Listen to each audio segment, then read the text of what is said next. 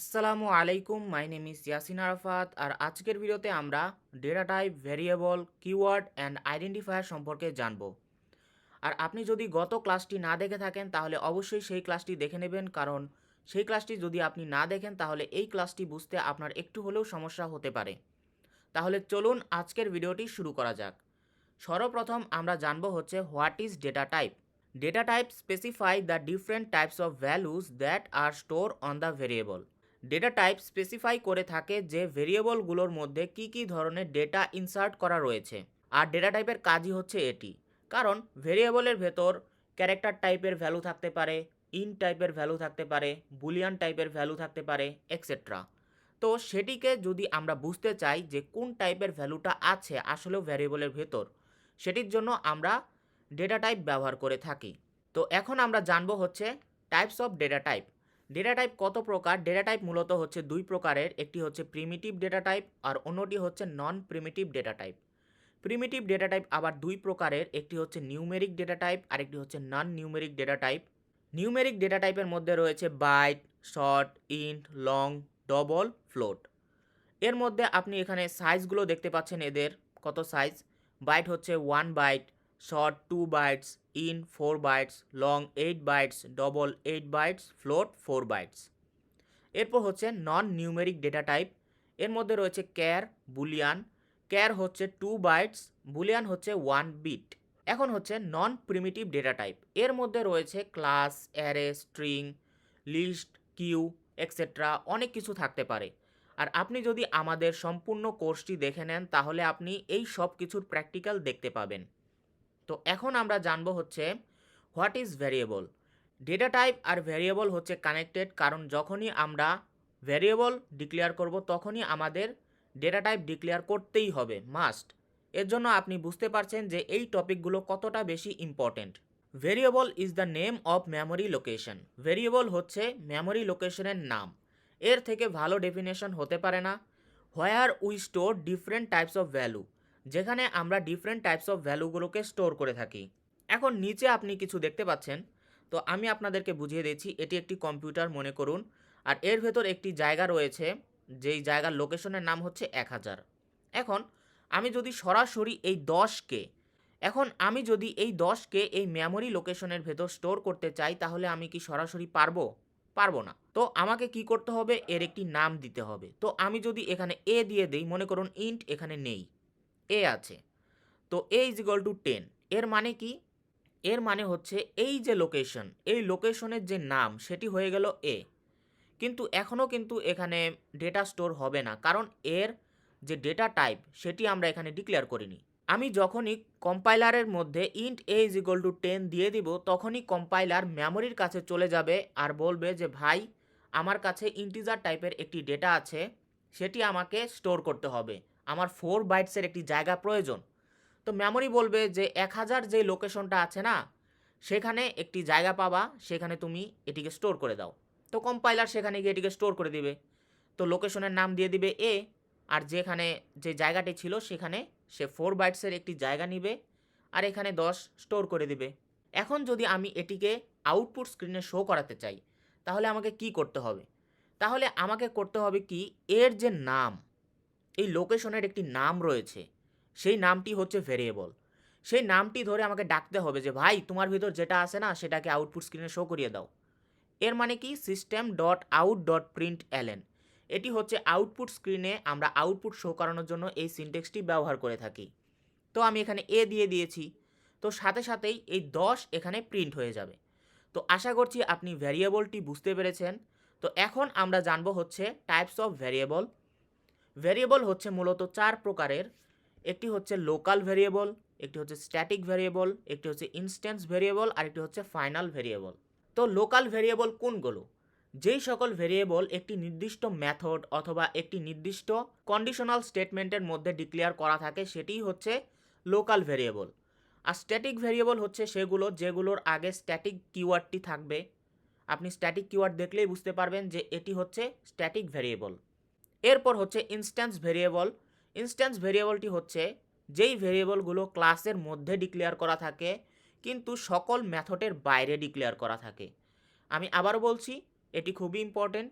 যেই ভেরিয়েবলগুলো ক্লাসের মধ্যে ডিক্লেয়ার করা কিন্তু সকল মেথডগুলোর বাইরে ডিক্লেয়ার করা, সেটিকেই বলে হচ্ছে ইনস্ট্যান্স ভেরিয়েবল। এরপর হচ্ছে ফাইনাল ভেরিয়েবল। ফাইনাল ভেরিয়েবল সেগুলো যে সকল ভেরিয়েবলের মান আমরা একবার দেওয়ার পর অন্যবার চেঞ্জ করতে পারবো না, সেগুলোই হচ্ছে ফাইনাল ভেরিয়েবল। তো এই ভিডিওতে আমরা লোকাল ভেরিয়েবল, স্ট্যাটিক ভেরিয়েবল আর ইনস্ট্যান্স ভেরিয়েবল এই তিনটি ভেরিয়েবল প্র্যাকটিক্যালি দেখব। আর এই ফাইনাল ভেরিয়েবল আমরা যখন ইন্টারফেস পড়ব তখন আপনাদেরকে খুব ভালোভাবে বুঝিয়ে দেব। তাহলে চলুন আমরা এই তিনটি ভেরিয়েবল প্র্যাকটিক্যালি দেখে নেই। তো এখানে আপনি সেই প্রোগ্রামটি দেখতে পাচ্ছেন যেটি আমরা গত ক্লাসে করেছিলাম। এখন আমি এখানে ভেরিয়েবলগুলো ডিক্লেয়ার করব। আমি একটু জুম করে দিচ্ছি, তাহলে আপনি এটি আরও ভালোভাবে দেখতে পাবেন। তো আমি সর্বপ্রথম ইন্টিজার টাইপের একটি ডেটা টাইপ নিয়ে নিচ্ছি, এ নামে একটি ভ্যারিয়েবল নিয়ে নিচ্ছি, এর ভেতর আমি 10 ইনসার্ট করে দিচ্ছি।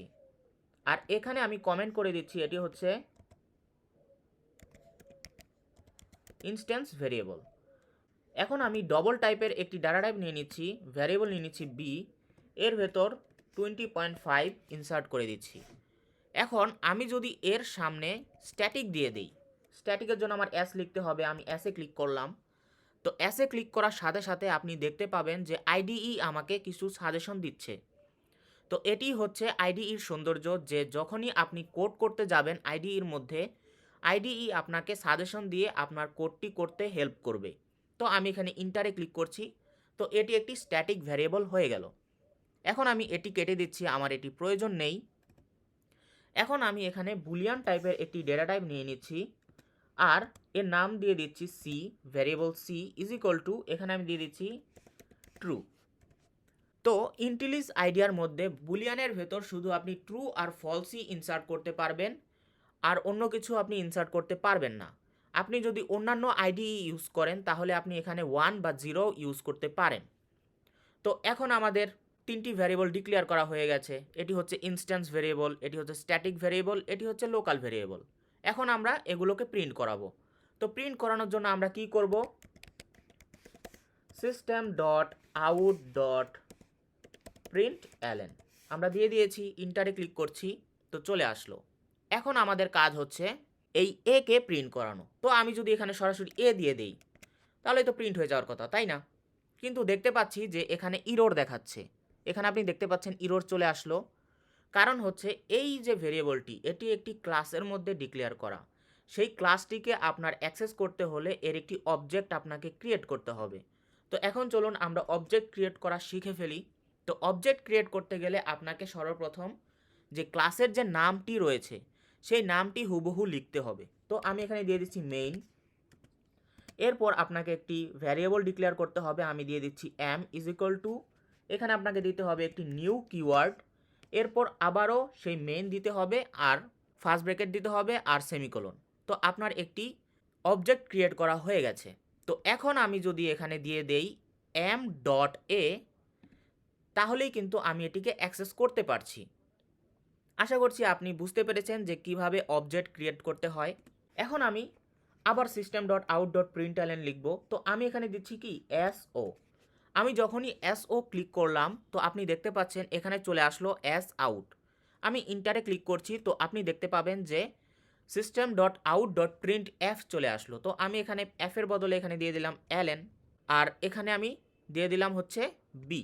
বি দিয়ে দেওয়ার সাথে সাথে আপনি দেখতে পাচ্ছেন যে এখানে কোনো ইরর দেখাচ্ছে না, কিন্তু সেটি তো ক্লাসের ভেতর ডিক্লেয়ার করা, বি তো ক্লাসের ভেতর ডিক্লেয়ার করা, কিন্তু এখানে ইরর না দেখানোর কারণ হচ্ছে এর আগে স্ট্যাটিক লেখা রয়েছে। এখন যেহেতু স্ট্যাটিক লেখা রয়েছে যার জন্য আমাদের এই যে অবজেক্ট এটি ব্যবহার করা ছাড়াই আমরা এটিকে অ্যাক্সেস করতে পারছি, যার জন্য এখানে আমাকে এম ডট বি লিখতে হয়নি। আশা করছি আপনি সেটি বুঝতে পেরেছেন। তো আমি আবারও এখানে দিয়ে দিচ্ছি এস আউট, আমি এখানে এফকে এলএন করে দিচ্ছি, আর এটিকে কেটে এখানে দিয়ে দিচ্ছি হচ্ছে সি। এখানে সি আউটপুট স্ক্রিনে চলে আসার কথা। তো সব কিছুই ঠিক রয়েছে, এখানে আপনি দেখতে পাচ্ছেন যে টিক চিহ্ন রয়েছে, এর মানে প্রোগ্রামটি ঠিক রয়েছে। তো আমি এখানে রানে ক্লিক করছি, তো প্রোগ্রামটি রান হচ্ছে। তো আপনি দেখতে পাচ্ছেন যে প্রোগ্রামটি রান হয়ে এখানে চলে আসলো 10, 20.5 আর হচ্ছে ট্রু। আশা করছি আপনি বুঝতে পেরেছেন যে কোনটি ইনস্ট্যান্স ভেরিয়েবল, কোনটি স্ট্যাটিক ভেরিয়েবল, কোনটি লোকাল ভেরিয়েবল, আর কিভাবে অবজেক্ট ক্রিয়েট করতে হয়। তো এখন আমরা জানবো হচ্ছে what is keyword. Keyword are the reserved word whose meaning is already defined in the Java compiler. Keyword হচ্ছে এক ধরনের রিজার্ভ ওয়ার্ড যার মিনিং জাভা কম্পাইলারের ভেতর আগে থেকেই ডিফাইন করা রয়েছে। এর মানে যেই সকল কিওয়ার্ডগুলো রয়েছে, মানে যে সকল শব্দগুলো রয়েছে যেগুলো কিওয়ার্ডের ভেতর মানে জাভা কম্পাইলারের ভেতর রিজার্ভ করা, সেগুলো যখনই আপনি ইউজ করবেন তখনই কম্পাইলার বুঝে নেবে যে এটি হচ্ছে একটি কিওয়ার্ড। তো এটি আপনি আপনার পার্সোনাল ইউজের জন্য ব্যবহার করতে পারবেন না। তো কিওয়ার্ড ইউজ করার সময় আপনাকে কয়েকটি কথা মনে রাখতে হবে, যেমন we can not use keyword for our personal uses. এর মানে হচ্ছে আপনি চাইলেই কিন্তু এভাবে লিখতে পারবেন না যে ইন্টিজার টাইপের ডেটা টাইপ ক্যার টাইপের ভেরিয়েবল ইজ ইকুয়াল টু 10। এটি আপনি লিখতে পারবেন না। এটি যখনই আপনি লিখবেন খুব সুন্দর একটি ইরর আপনাকে দিয়ে দিবে। তো কারণ হচ্ছে এই ক্যার হচ্ছে একটি কিওয়ার্ড, এটি হচ্ছে একটি আইডেন্টিফায়ার। তো এটিকে আপনি ভেরিয়েবল হিসেবে ব্যবহার করতে পারবেন না। ভেরিয়েবল, মেথড, এইসব নেম হিসেবে আপনি এগুলোকে ব্যবহার করতে পারবেন না। তো আরেকটি কথা আমাদের মনে রাখতে হবে, সেটি হচ্ছে keyword are the case sensitive. Keyword খুবই কেস সেন্সিটিভ, কারণ হচ্ছে আপনি যদি এভাবে লেখেন স্মল লেটারে তাহলে কিন্তু এটি একটি কিওয়ার্ডের মতো কাজ করবে। কিন্তু আপনি যদি লেখেন ক্যাপিটাল ইন্ট, এটি কিন্তু কোনো কিওয়ার্ড হিসেবে কাজ করবে না।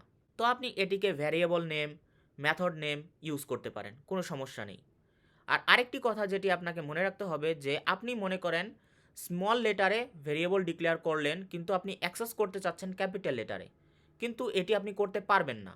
তো আপনি যদি স্মল লেটারে ভ্যারিয়েবল ডিক্লেয়ার করে থাকেন তাহলে আপনাকে সেটিকে স্মল লেটারেই অ্যাক্সেস করতে হবে। আপনি যদি ক্যাপিটাল লেটারে সেটিকে ডিক্লেয়ার করে থাকেন তাহলে সেটিকে আপনাকে ক্যাপিটাল লেটারেই অ্যাক্সেস করতে হবে। তো আশা করছি আপনি কিওয়ার্ডটি বুঝতে পেরেছেন। তো এখন আমরা জানবো হচ্ছে কতটি কিওয়ার্ড রয়েছে। মোট 50টি কিওয়ার্ড রয়েছে। তো 50টি কিওয়ার্ড আপনি এখানে দেখতে পাচ্ছেন। তো এখানে আপনি কিওয়ার্ডের মধ্যে কিছু কিছু জিনিস দেখতে পাবেন, যে 1 স্টার দেওয়া, 2 স্টার দেওয়া, 3 স্টার, আবার 4 স্টার দেওয়া। এর মানেগুলো এখানে দেওয়া রয়েছে। 1 স্টার মানে হচ্ছে নট ইউজ, মানে কনস্ট আর গো টু বর্তমানে জাভাতে ব্যবহার করা হয় না। এরপর 2 স্টার মানে হচ্ছে এই যে 2 স্টার রয়েছে এখানে, এর মানে হচ্ছে এটি জাভার 1.2 ভার্সন, এর মানে জেডিকে 1.2 ভার্সনে অ্যাড করা হয়েছিল। এরপর যেগুলোতে 3টি স্টার রয়েছে সেটি হচ্ছে জেডিকে 1.4 ভার্সনে অ্যাড করা হয়েছিল। এরপর যেগুলোতে 4টি স্টার রয়েছে সেগুলো জেডিকে 5.0 ভার্সনে অ্যাড করা হয়েছিল। আশা করছি আপনি এতটুকু বুঝতে পেরেছেন।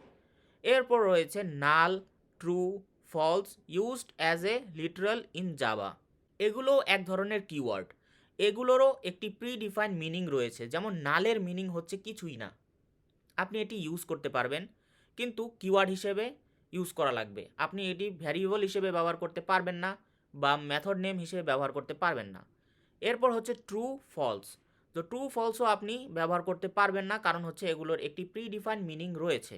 তো যখনই আপনাকে স্যার অথবা ইন্টারভিউতে প্রশ্ন করবে যে জাভাতে কিওয়ার্ড কয়টি, মূলত কিওয়ার্ড হচ্ছে 50টি, কিন্তু আপনাকে বলতে হবে 50 + 3 লিটারালস। এই 3টি ইনক্লুড করে আপনাকে সেটি বলতে হবে। তো আশা করছি আপনি সেটি বুঝতে পেরেছেন। তো এখন আমরা শিখব হচ্ছে হোয়াট ইজ আইডেন্টিফায়ার। তো identifier refers the name of the variable, methods, classes and so on. Identifier হচ্ছে ভেরিয়েবলের নাম, মেথডসের নাম আর ক্লাসেসের নাম। আশা করছি আপনি এতটুকু বুঝতে পেরেছেন। তো এখানে কিছু এক্সাম্পল দেওয়া রয়েছে, যে ইন্ট এ, ভয়েড m1, ক্লাস এ, ইন্টারফেস বি। এই সব কিছুই কিন্তু মানে এ, m1, এ, বি, এই সব কিছুই কিন্তু আইডেন্টিফায়ার। কিন্তু এখানে আপনার একটি কথা মনে রাখতে হবে, যে সকল ভেরিয়েবল আইডেন্টিফায়ার, কিন্তু সকল আইডেন্টিফায়ার ভেরিয়েবল নয়। কারণ কি? কারণ হচ্ছে এর মধ্যে মেথড রয়েছে, ক্লাস রয়েছে, ইন্টারফেস রয়েছে।